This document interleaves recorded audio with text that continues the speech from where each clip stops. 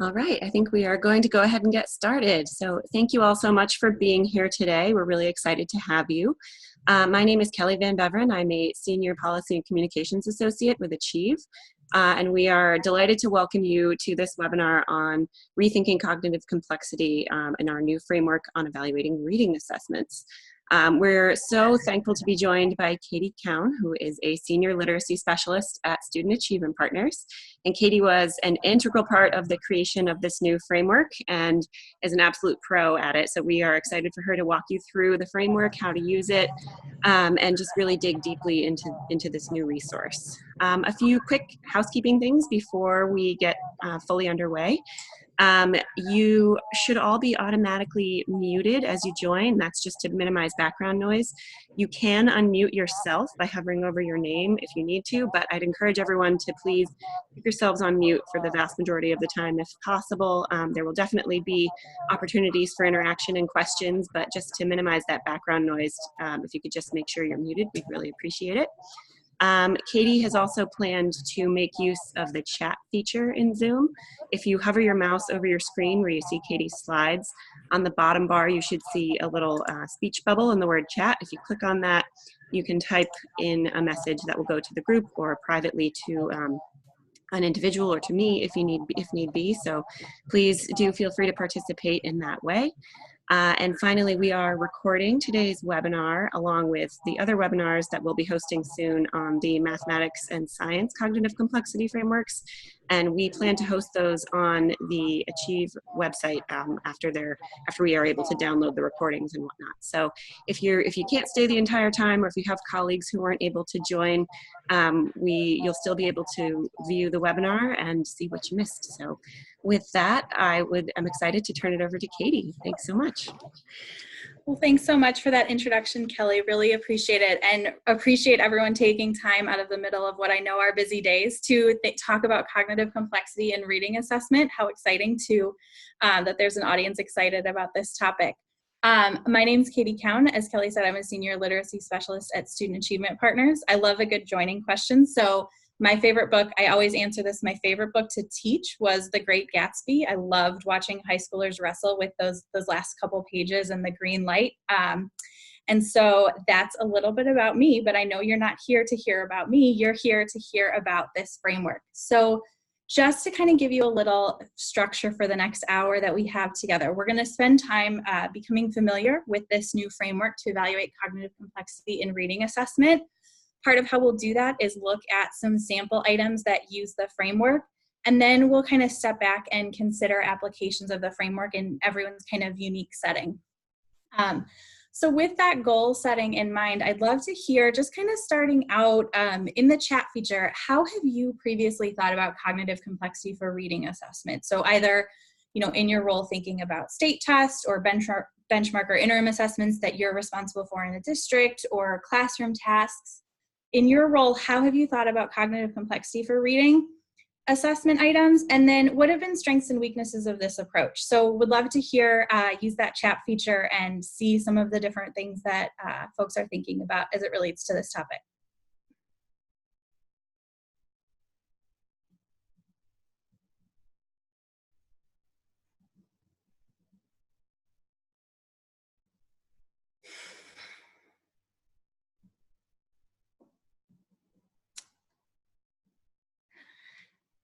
Awesome, Jennifer. So Jennifer talks about it as it relates to state assessments. Laura mentions DOK, definitely frameworks that are familiar, kind of the context of this work. Cindy mentions DOK as well, absolutely.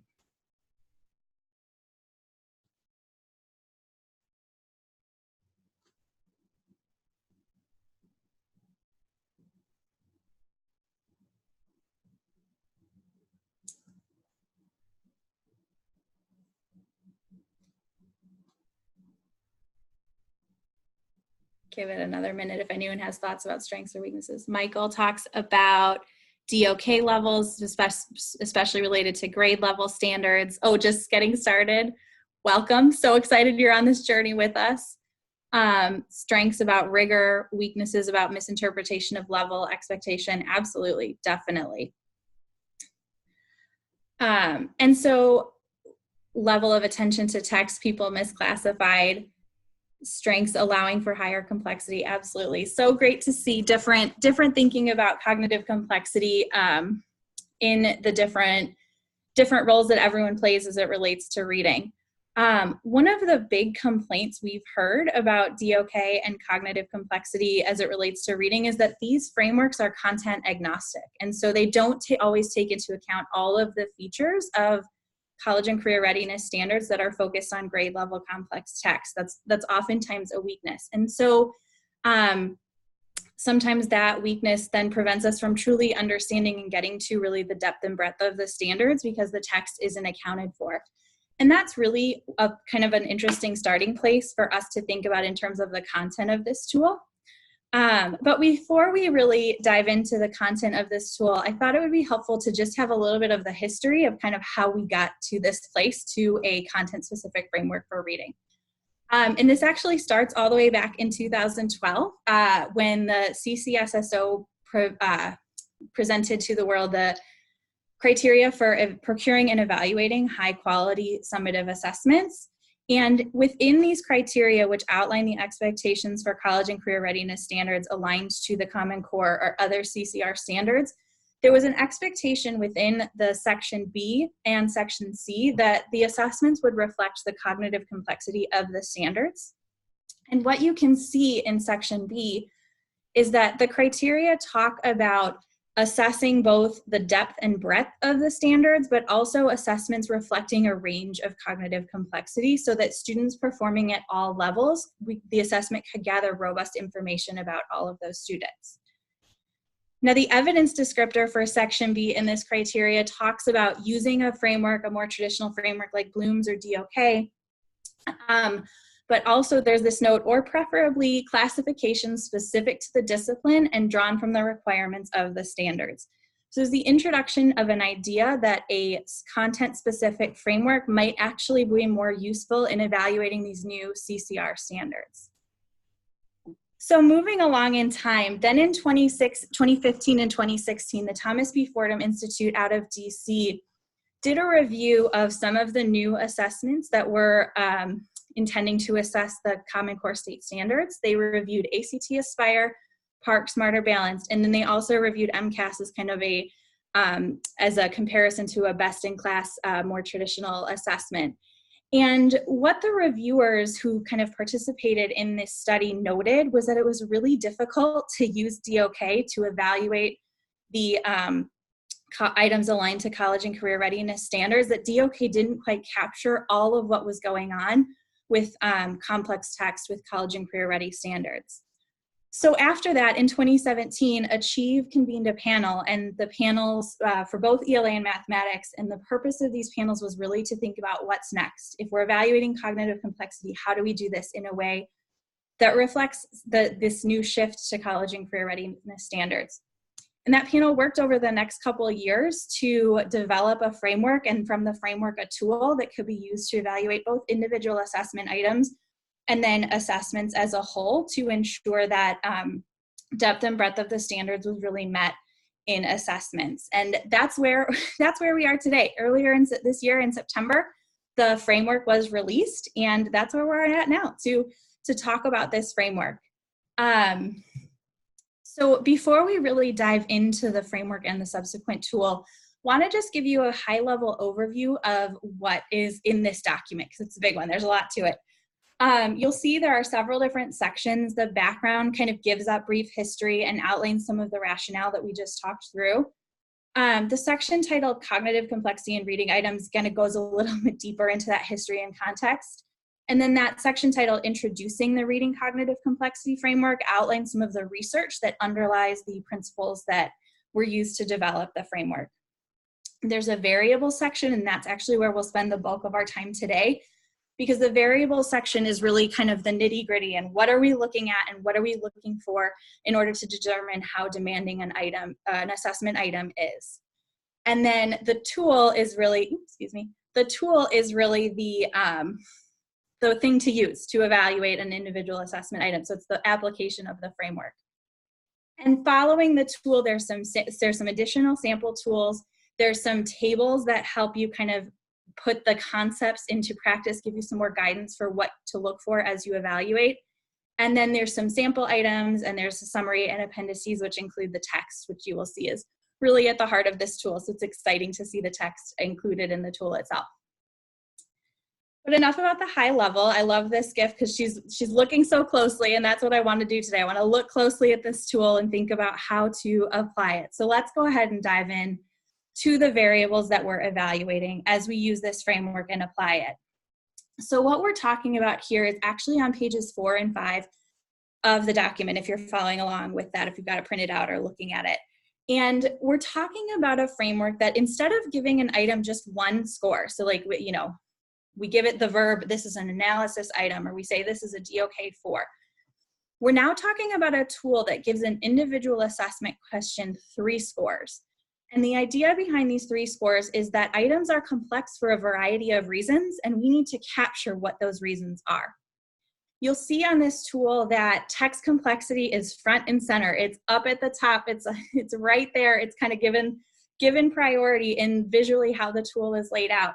And that is because the research is so clear about the importance of text complexity in students interacting with assessment items. So text complexity is given preference. And it's also included, right? We're evaluating, when we're thinking about what's cognitively demanding in items for students, we have to reflect the fact that a lot of the demand comes from how the student interacts with the text. The next variable that we're looking at is down below, and it's the evidence variable. So really what we're talking about with evidence here is how much of the text the student has to interact with, the range of evidence. Are they looking at a tiny small sentence, or are they looking at the whole text? Are they looking across multiple texts to answer that question? And then the last variable for consideration here is reasoning. So what we're talking about with reasoning is how critically the item requires the respondent, the student, to deliberate between multiple dimensions to answer accurately. So the kind of thinking, the analysis, the synthesis, all of that that's going on inside that the item requires the student to do in order to come to the correct answer. So again, each item is going to get 3 separate scores, and I'd love to spend a little time now talking about kind of how we get to those scores.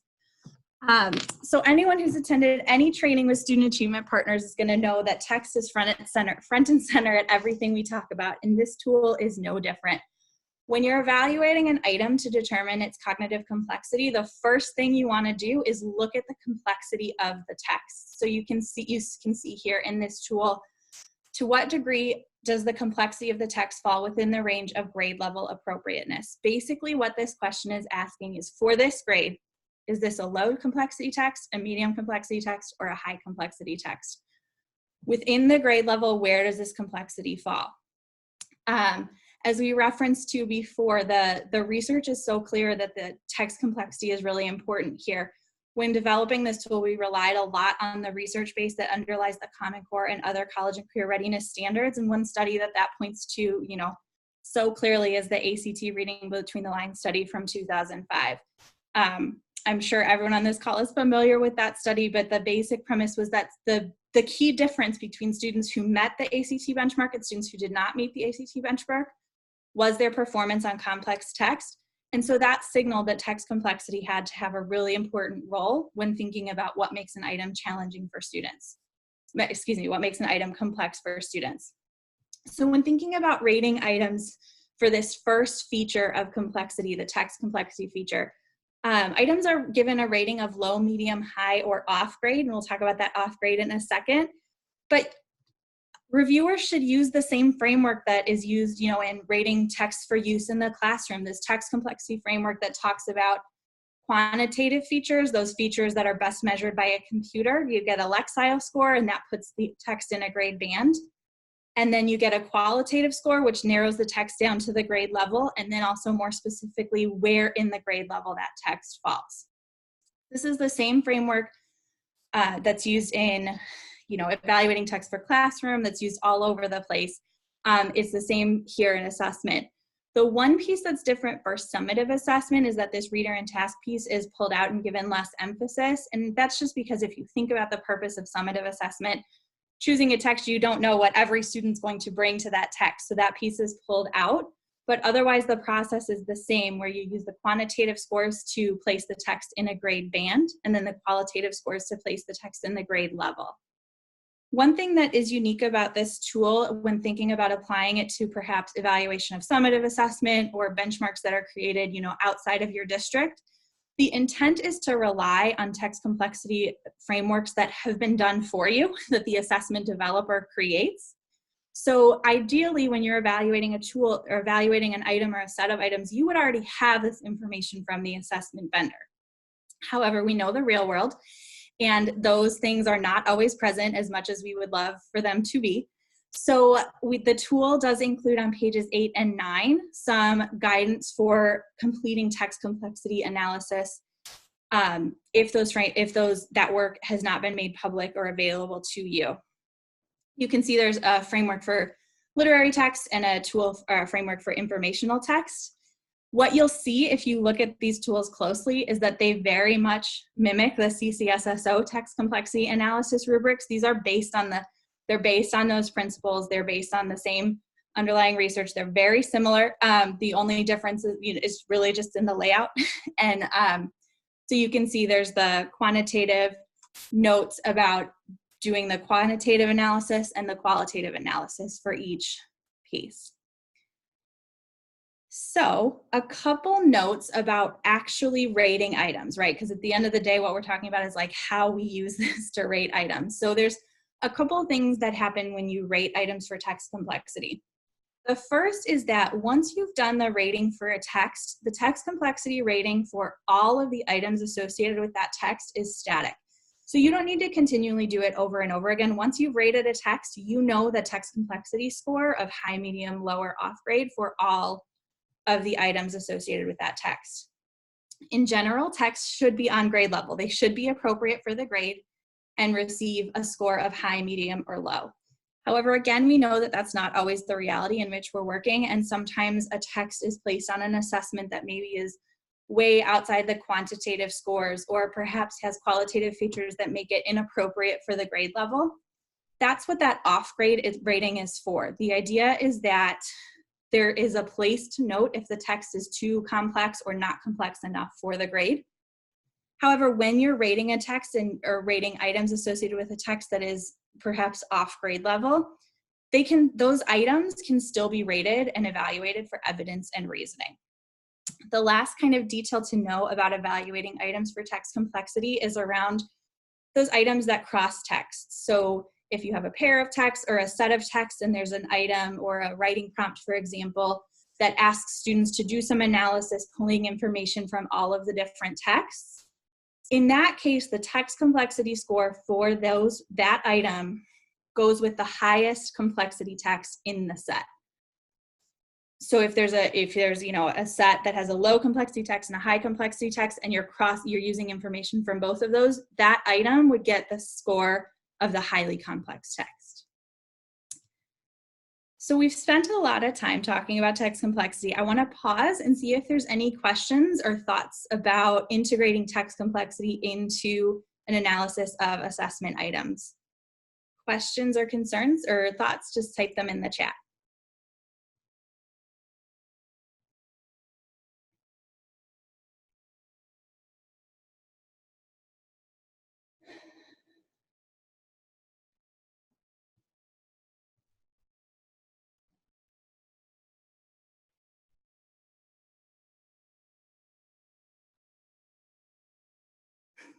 Thanks, Jennifer. All right, well, please don't hesitate to throw them out if they're in there. Kelly's monitoring. She will definitely interrupt me if there's others that come up.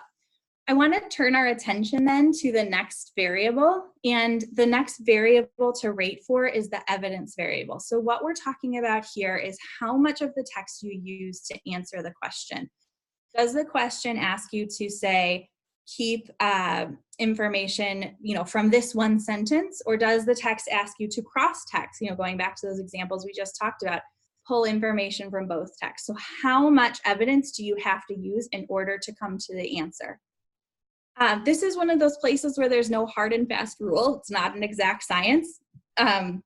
What people found when piloting the tool was that In general, the broader range, the range of evidence, so the more evidence you had to use, the more of the text you had to use, that led itself to the rating of 3 of highly complex for evidence, whereas items that focused on a limited range of evidence tended to be less cognitively demanding, so they got that rating of 1. Items that, so then by default, right, items that require more medium amounts of text got that rating of medium complexity or 2.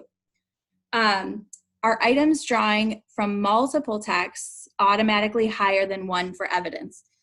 Yes, in general, when you're pulling items from multiple texts, you're definitely in that 2, likely 3 range. Again, there's no hard and fast rule here, but that was kind of a general thing that we found, is if you're pulling evidence across text, you're going to be definitely higher than 1. Thanks for that question, Janice. One thing to note here, I didn't put the screenshots on it because the font looked really small, but if you look on page 10 of this document, table 7 provides some additional guidance and some additional questions to consider as you think about evaluating items for the range of evidence that they require. So those are a really useful kind of piece of information or data point to start when you think about actually applying the tool. So the last feature that we're going to talk about before we look at some sample items is the reasoning variable. So really what we're talking about with reasoning is the kind of thinking that the question requires, the kind of thinking that the item requires. And this is the place where it gets a little tricky, right? Because we're not talking about identifying the verbs. Oh, this is an analysis, or oh, this item says synthesize, so this is more cognitively demanding. But rather we're considering how the item is what the item is asking students to do to come to a correct answer. So one of the things that this feature takes into account for is the distractors, right? Sometimes you have to navigate between distractors that are all equally plausible to get to the correct answer that's just a little bit better than the other ones, whereas other places there are some distractors, and for this purpose we're talking about multiple choice or multiple select items. There are those distractors that some you can just kind of throw away. So that's going to reduce the reasoning load, the cognitive load on students, because you don't have to sort through as many options. When you're rating for reasoning, just as is with evidence, you're rating with the score of 1, 2, 3. So 1 is low reasoning, 3 is high reasoning. So one thing that I'm sure you guys noticed as I was talking is that when we talk about text complexity, items are rated as high, medium, low, or off grade. When we talk about evidence and reasoning, items are rated as 3, 2, or 1. And that was purposeful. That was done on purpose because one of the things that was really important was to make sure we were signaling. In one case, we're just talking about the text. In another place, we're talking about how the item interacts with the text. So those numbers and letters are used differently to signal that we're talking about 2 different things. Just as with evidence, if you look in the tool on page 10, table 8 is there to help you provide some different questions and some different guidance as it relates to how to evaluate items for their reasoning. But a lot of this can seem really kind of abstract and not particularly useful. And so the tool also includes lots of sample items. And I thought I'd take some time today to walk through some of these sample items, just so you guys could kind of see how this works, what this looks like. I know you're at a disadvantage and that you might not have read all of these texts. I know some of you on here have, but if you've not read all of these texts, I'll try and give a little summary of them. So as you're looking at this first item, this is associated with a 6th grade text, The Great Fire, which is all about the Chicago fire. So it makes this Midwestern girl, this Chicago girl. I love this text, even though it talks about a sad part of my city's history.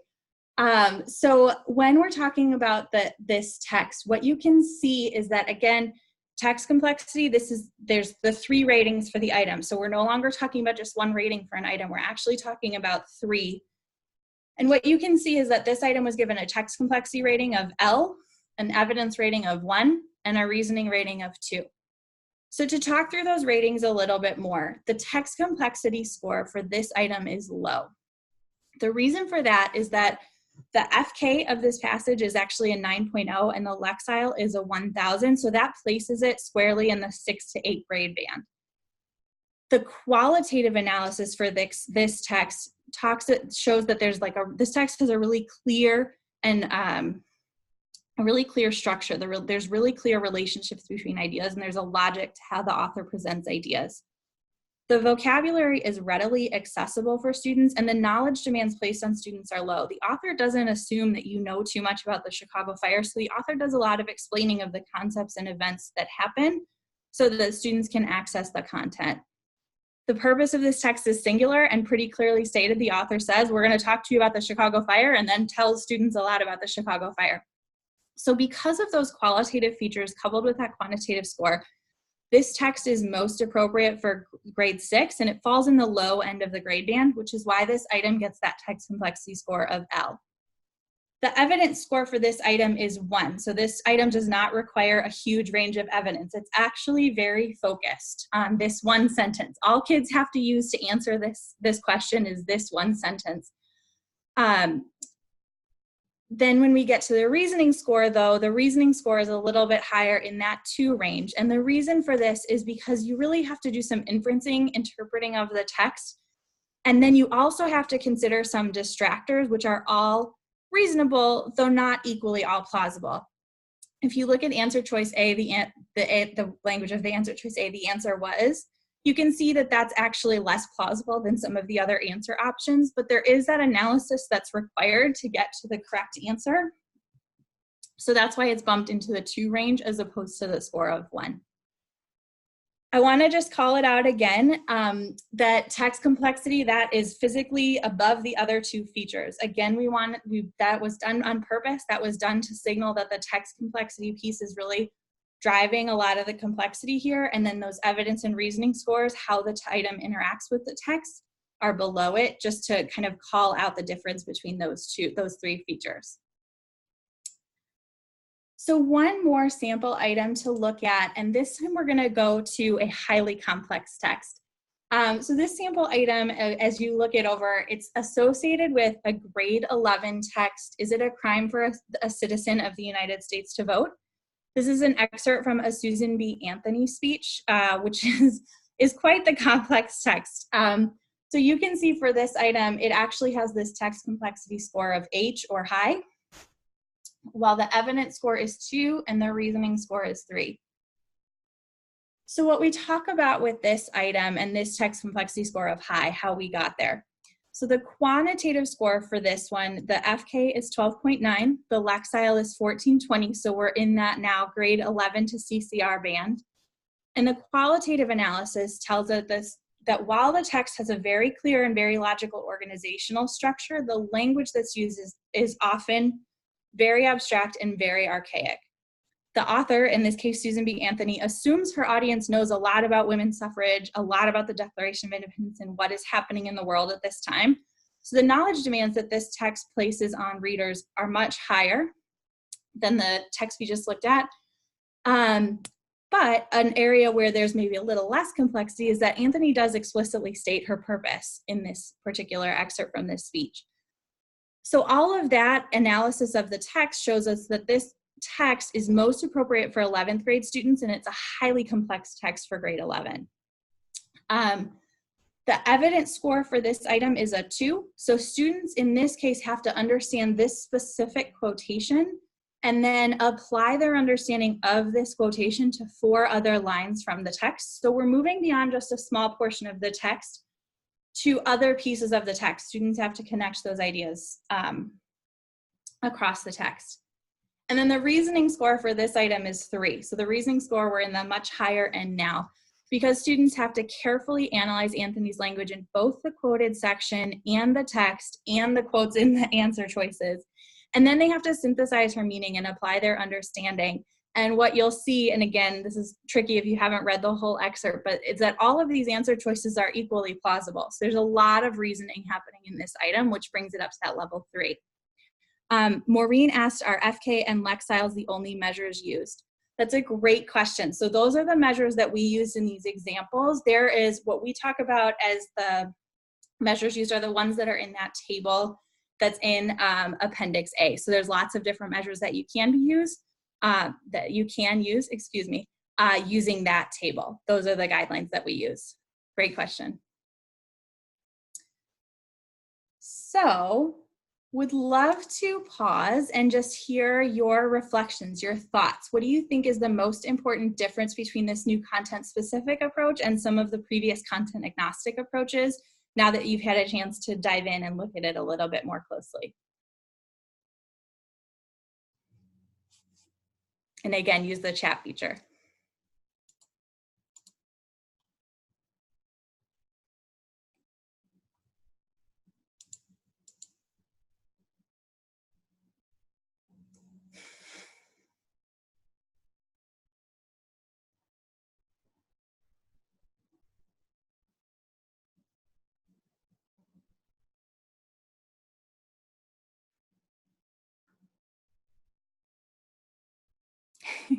Lots of comments about the text, absolutely. Taking multiple points of view, considers the item as a whole. I like that idea, considering all of the parts of the item. Great point, Maureen. Jennifer, definitely taking the text into account.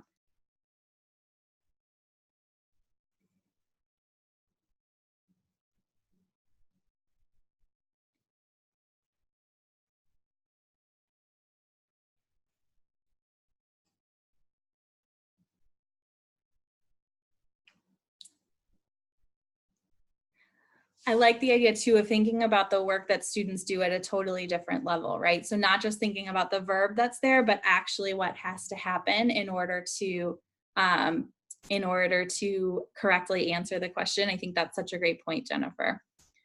I want to spend a little time calling it Laura, science of reading. Yes, absolutely. So I want to call out a couple other things that the tool presents as, the framework presents as tools that might be useful to you in your work. We spend a lot of time going through some examples to look at like kind of item by item, but the framework presents some ideas about thinking about not just item by item, but also like the item set as a whole, right? So what you can see here is a table. This is an example going back to the Great Fire, a table with a couple different items pulled together. So you could think about this as something that might be useful if you are just kind of giving an assessment using one text, looking at the text and item set as a whole to make sure that you have items that are complex, like both that reflect different levels of complexity, but also items that are complex for a variety of reasons. So you could imagine a world where it would be problematic if all of your items only focused on one small section of the text.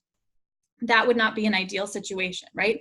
You want to have items that are complex for a variety of different reasons. You want to have that mix there.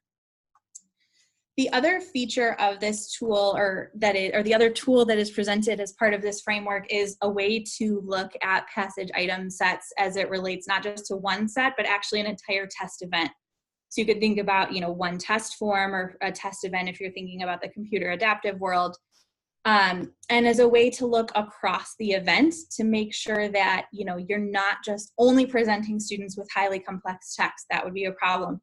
Or you're not only deriving your source of complexity for evidence. But again, this provides us with a way to not just look at that level like 1, level 2, but actually look at different features of complexity to ensure that you're getting those elements of complexity from different sources. So those are 2 additional framework or tools that are presented as part of this framework that might be useful to you, just depending on the kind of work that you do. I'd love to open it up and see if there are any questions at this point. So feel free to use that chat box.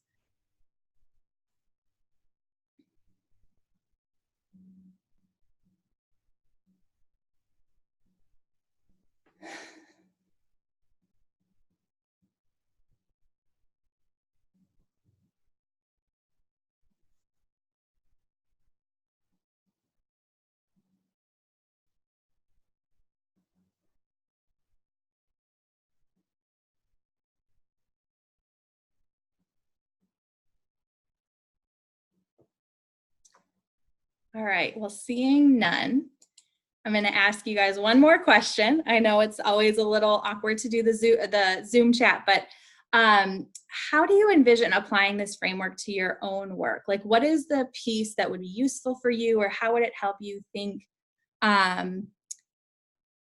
Yes, Michael, thank you. So before we go on to this question, or as you're entering these questions, so Michael, that's such a great question around how the tool was validated.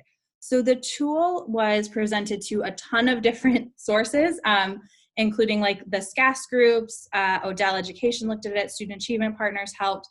And then how will you ensure this process will yield valid results? We're very much in the phase of seeing different groups use this and developing those training materials to help do those things. So there are some training materials that are ready. You can also see, we didn't go into today the supplemental kind of tables that are on the pages that follow the tool that really give guidance as to kind of getting those accurate ratings. But there's not like a explicit, this is the right answer yet, because this tool is so new. So that will be definitely work to come over the next couple of years for sure. Great question. But as we were saying, thank you so much for asking that, Michael. How do we envision using the framework in your own work? Would love to hear thoughts that you guys have about how this tool might be useful for the different roles that everyone on this call has.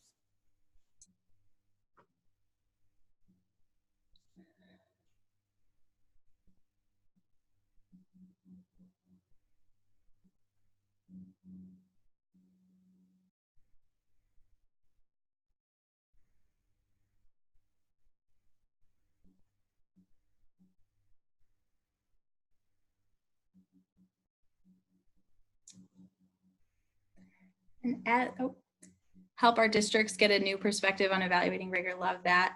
Item review lens for sure. Evaluating items from students' perspective. Absolutely. So as you guys think about your own work, helping teachers know how to connect this to instruction, I love that point. Hopefully putting the text at the center of this tool will help people think about how all of the pieces fit together instead of just doing kind of that verb analysis, but actually think about how the item interacts with the text will then connect to the instructional practice as well. To the point Michael asked earlier about how we tried out this tool in the past, as we mentioned over the 2 years that this tool was developed, we gave it to different groups to pilot in different ways. And so here are some of the ways that we saw people using the tool. Teachers, for example, did some work evaluating text-based writing prompts on district-wide benchmark assessments because their goal was really to ensure that the writing prompts that were text-based, it reflected the complexity of the text and also would require students to use evidence from multiple texts. So this tool gave them a lens to look at that framework. Assessment developers use this to evaluate item banks to ensure that the banks presented items, again, with that range of complexity, also with items that were complex for a variety of different reasons. And then assessment reviewers looked at some sample test forms to ensure that they presented that range of complexity. Seeing some really great ideas come in the chat. Cindy talked about evaluating end-of-year state test results, looking where students struggled, and helping teachers see the different levels of text complexity as how it relates to the work that they're doing in the classroom. I love that idea of really, again, driving home that on the state test, it's all about kind of how the items interact with the text, not just, you know, the standard analysis that we're used to doing. Helping teachers be intentional about differentiating instruction. Absolutely. Lots of great ideas in the chat as well. So what's next for this work? Where are we going from here? We'd love for you to use the framework. You can see the bit.ly there. You can go ahead and download it. It's free. It's there for the world. Please use it.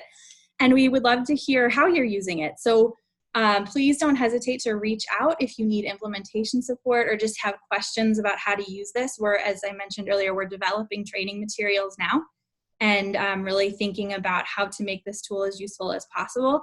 So if you have questions or want some more training on this, please don't hesitate to reach out to Student Achievement Partners. We'd be more than happy to provide you with support and conversations about how to really be smart about using this tool in your work. That's all I have today. I'm going to turn it back over to Kelly to do a little bit of wrap up for us. Great. Thank you so much, Katie. I really, really appreciate it. And as I know we all do, all of your expertise in this fabulous tool. So a few other things just to let folks know. I know you all might be more in the ELA literacy world, but if you're interested, or if you have colleagues who are interested in learning about the frameworks for mathematics and for science, we will be hosting 2 additional webinars in the coming weeks. The information is here on this slide, but the math webinar will be exactly a week from today, the 13th at 3 p.m. with Ted Coe from Achieve and Shelby Cole from SAP. So they were integral in the development of that framework and are going to dive into it. And the science framework will be, the webinar on that will be held on the 21st of November at 2 p.m. With Anisha Badranarian of Achieve. So we hope to see you and or your colleagues at either of those. And as Katie mentioned, please feel free to reach out and get in touch. And we hope that you find these tools useful in your work. Thank you so much for being here. Hey, Kelly, there was a quick question in the chat. Where will the link to the recording be available? Yes, great question. I need to download this from Zoom, and I'm hoping to get it posted within the next week or so. And if you, at the main landing page for the Cognitive Complexity Frameworks on achieve.org, I'm just pulling up the exact URL so that I can chat it to folks. But I plan to put them there. Just going to copy this in. So yes, we'll plan to put them there on this landing section for the frameworks. So hope you can find it there. Any other questions that anyone has? Great. Well, huge thanks again to Katie, and thanks to you all for taking the time. Have a good day. Thanks, everyone.